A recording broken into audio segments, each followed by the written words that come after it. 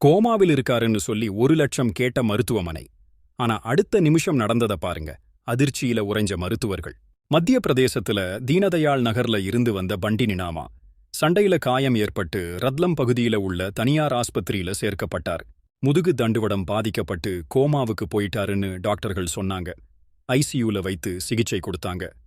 உடனே 1,00,000 ரூபாய் கட்டணும், இல்லேன்னா உயிருக்கு ஆபத்துன்னு பெற்றோர்கிட்ட சொன்னாங்க. பாவம் அந்த பெற்றோர்.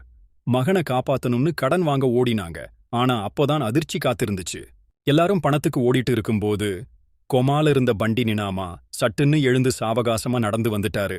அவரு சொல்றாரு, 5 ஆஸ்பத்திரி ஊழியர்கள் என்ன பலவந்தமா பிடிச்சு வச்சிருந்தாங்க. எப்படியோ அவங்க பிடியிலிருந்து தப்பிச்சேன். என் பெற்றோர்கிட்ட பணம் பறிக்க இப்படி நாடகமாடினாங்க.